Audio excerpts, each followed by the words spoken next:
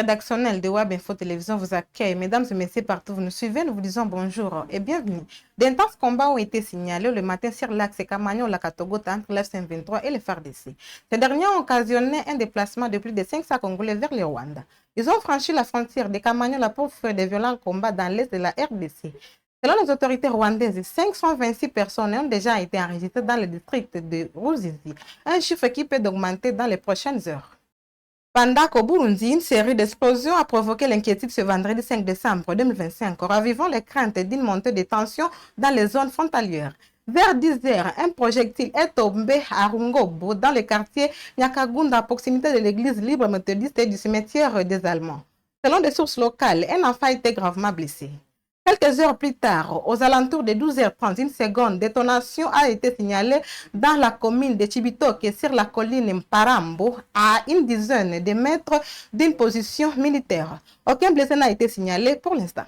Dans son allocution hier jeudi à Washington, lors de la cérémonie d'entérinement de l'accord de paix, le président de la RDC, Félix Tshisekedi, a déclaré que la RDC prend l'engagement solennel, en toute sincérité, de mettre en œuvre toutes les obligations qui découlent de l'accord, tout en espérant que le Rwanda respectera lui aussi les lettres et l'esprit des engagements pris.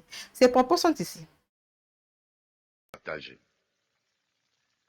Pour ceux qui la concernent, la République démocratique du Congo prend ici l'engagement solennel de mettre en œuvre en toute sincérité l'ensemble des obligations qui découlent de ces accords.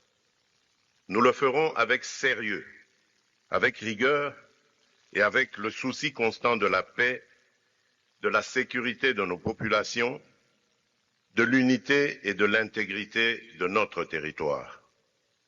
Nous espérons qu'avec le même sérieux que la République du Rwanda respectera, elle aussi, pleinement la lettre et l'esprit des engagements pris ici à Washington.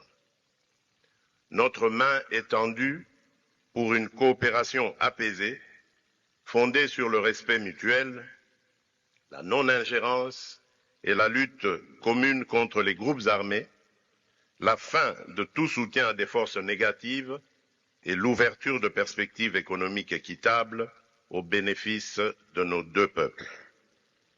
Pour ma part, je veux croire que ce jour marque le début d'un chemin nouveau, un chemin exigeant, certainement difficile, mais un chemin où la paix n'est plus seulement un vœu, mais un cap. La République démocratique du Congo y prendra toute sa part, avec dignité, avec conscience et constance, et avec le soutien de ses partenaires. Nous demeurons vigilants, mais pas pessimistes, lucides, mais résolument optimistes. Que ces accords de Washington pour la paix et la prospérité soient pour nos peuples le symbole d'un engagement irréversible à tourner la page des confrontations et à ouvrir celle de la coopération et de la stabilité durable dans toute la région. Je vous remercie. Dans ces mêmes registres, la ministre congolaise des Affaires étrangères a précisé que l'F-23 n'est pas partie prenante aux accords de Washington, mais que Kinshasa attend malgré tout des gestes concrets de l'escalade sur le terrain. Elle a rappelé que l'accord vise avant tout la cessation des hostilités et le retrait des forces étrangères non autorisées. Thérèse Kaikwamba est ici. Alors, qu'est-ce que nous allons faire si le M23 ne bouge pas? Bon, je pense que, encore une fois, le M23 en tant que groupe est assez connu. Nous savons quelles sont les ramifications de ce groupe. Nous savons d'où est-ce qu'il détient les ressources et les capacités qui lui permettent d'opérer de la manière dont il opère. Donc, s'il n'y a pas de changement concrètement par rapport à la situation, nous allons aussi savoir qui sont les acteurs qui ont un rôle à jouer, qui ont une influence et qui ont refusé, si vous voulez, d'exercer cette influence. Quand vous regardez l'accord qui a été signé le 27 juin, il y a aussi justement des engagements pris par tous les États signataires de ne plus fournir un appui quelconque aux groupes armés. Et donc, je pense que cette corrélation est relativement claire entre la posture du M23, la posture que le M23 va afficher et la redevabilité, les engagements qui ont été pris dans le cadre des accords de Washington. Présent à cette cérémonie, le président de l'Assemblée nationale de la RDC, Aimé Boji, a rassuré à Top Congo que le Parlement soutient la démarche du gouvernement. Il a précisé que, conformément à la Constitution, l'accord signé à Washington sera soumis aux députés pour ratification dès qu'il leur sera officiellement transmis. Il est ici. Ma présence ici démontre clairement que le Parlement accompagne le gouvernement dans cette démarche qui vise à rétablir la paix à l'est de notre pays. Deuxièmement, notre Constitution prévoit des mécanismes pour l'entérinement des engagements pris par le gouvernement. Il s'agit ici de l'article 213 et 214 de notre Constitution. Donc dans les jours à venir, le gouvernement va présenter cet accord au Parlement pour ratification. Donc c'est un processus normal qui permet au gouvernement de s'engager en ce qui concerne les accords de paix et ensuite au Parlement d'entériner ces initiatives du gouvernement. Est-ce que le Parlement a été tenu informé au fur et à mesure de l'évolution des négociations de tout ce qui se passait?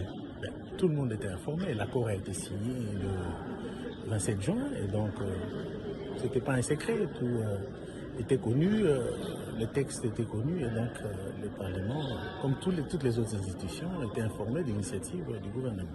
L'entérinement du Parlement est obligatoire ou la discussion au niveau du Parlement peut susciter problème sur le fond du texte? Pourquoi est-ce que la discussion devrait susciter problème sur le fond du texte?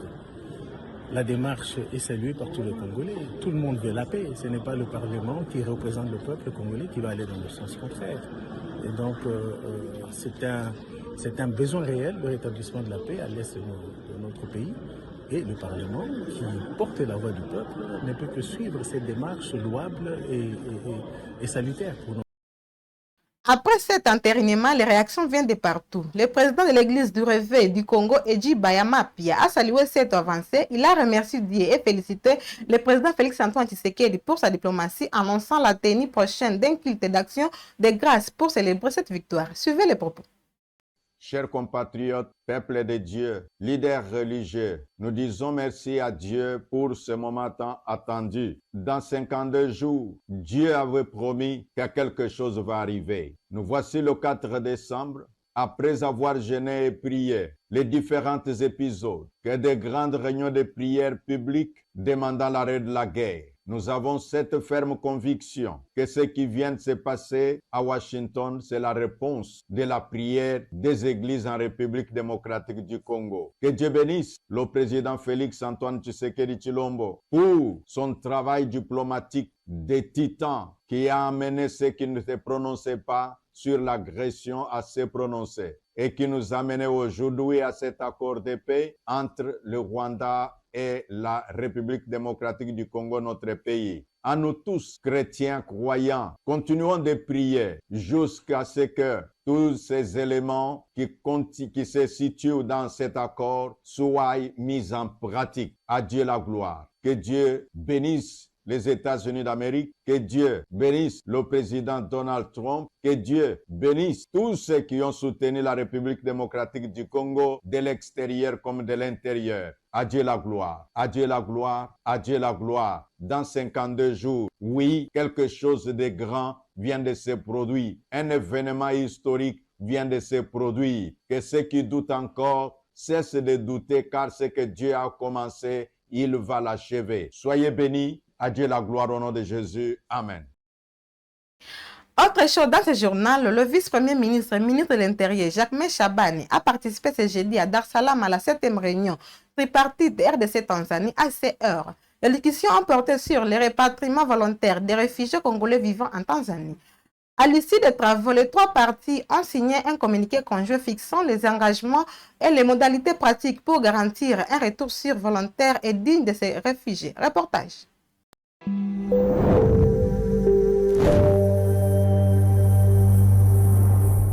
Dar es Salaam, capitale économique de la Tanzanie, c'est dans cette métropole de l'océan Indien que s'est tenue ce jeudi 4 décembre la 7e réunion de la commission tripartite République démocratique du Congo-Tanzanie au commissariat des Nations Unies pour les réfugiés. Le vice-premier ministre, ministre de l'Intérieur, Sécurité, Décentralisation et Affaires coutumières Shabani Luko Biango Jacquemin y a activement pris part aux côtés des autorités tanzaniennes et des responsables du HCR. Les travaux se sont déroulés en présence du ministre tanzanien de l'Intérieur, George Simba Chawene, ainsi que de la représentante du HCR en Tanzanie, Barbara Bentou Williams. Au cœur des échanges, la situation des réfugiés congolais vivant en Tanzanie et les mécanismes à mettre en place pour garantir leur retour volontaire, sécurisé et durable. Prenant la parole, le ministre tanzanien de l'Intérieur, George Simba Chawene, a tenu à rassurer sur la position de son pays. Il a précisé que la Tanzanie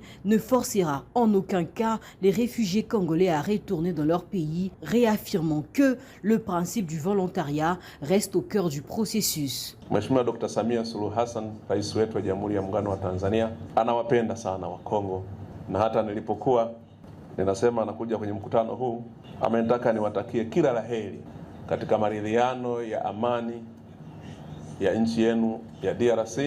Signing inaendelea kule Washington, basi iweze kufanikiwa, na ninasikia kwamba ni leo inaendelea. Kwa hiyo tuwatakie kila laheri ili amani irejee Kongo, na Wakongo ambao wameteseka kwa muda mrefu zaidi ya miaka 30 waweze kuonja furaha ya kuishi kama Waafrika ndani ya Afrika yao na ndani ya nchi yao ya Kongo.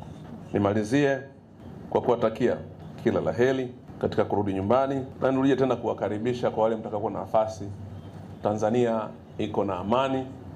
Tanzania est safe everywhere. À son tour, le vice-premier ministre Shabani a réaffirmé l'engagement du gouvernement de la République démocratique du Congo à réunir toutes les conditions nécessaires pour un retour volontaire, digne et durable des réfugiés congolais vivant en Tanzanie. Soyez rassurés que notre gouvernement ne ménagera aucun effort afin de réunir les conditions favorables pour le retour volontaire et durable des réfugiés congolais ayant trouvé refuge en Tanzanie et ailleurs.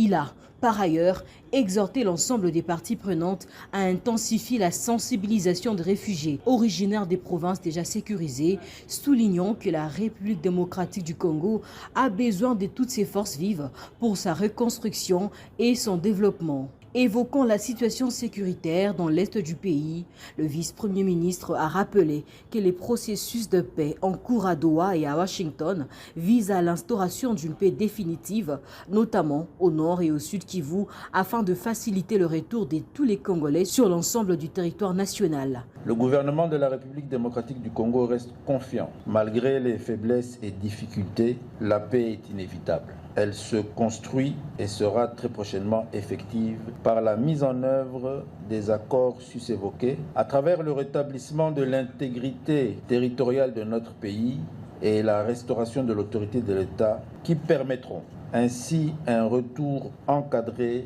des volontaires en refuge ici en République unie de Tanzanie. À l'issue de ces assises, un communiqué conjoint a été signé par les trois parties, scellant ainsi une nouvelle avancée dans le processus de rapatriement volontaire des réfugiés congolais. Terminons avec cette nouvelle. L'État congolais reprend officiellement la gestion de l'hôpital du cinquantenaire de Kinshasa après 12 ans de partenariat non respectés. Le ministre de la Santé Samuel Roger Kamba a résilié le contrat signé en 2013 avec une société indienne. L'hôpital repasse désormais sous administration publique. Le détail dans ce reportage.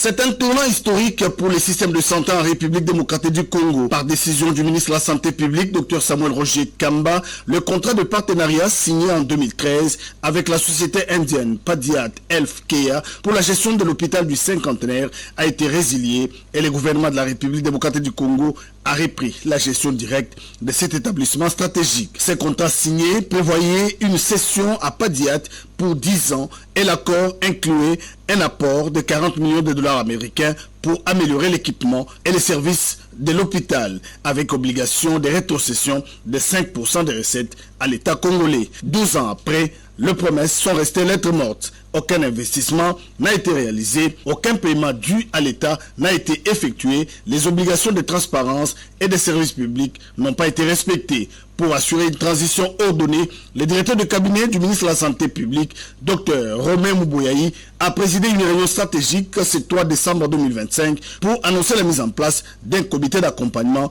qui supervisera la transition, validera les décisions financières et veillera à la sécurité du personnel et des patients. Ce qui va se passer après, c'est ce que nous voulons tous, la continuité des soins. La continuité des soins et la stabilité. La stabilité à la fois au niveau des soins, au niveau des services et au niveau du personnel. C'est vrai que les patients peuvent se sentir un peu bousculés parce que chaque fois qu'il arrive un changement, on peut se sentir bousculé. C'est qu'aujourd'hui, oui, l'État a repris la gestion de l'hôpital du Cinquantenaire, mais oui aussi, les soins vont continuer. Docteur Romain Mouboyayi a également visité les installations de l'hôpital du Cinquantenaire dans le but de rassurer les uns et les autres. Il a tour à tour visité les services des urgences, les blocs opératoires et les services connectés. C'est par ici que nous mettons fin à ces actualités. N'oubliez pas de vous abonner, de cliquer sur la cloche de notification pour ne rien manquer sur Web Info Télévision. Portez-vous bien.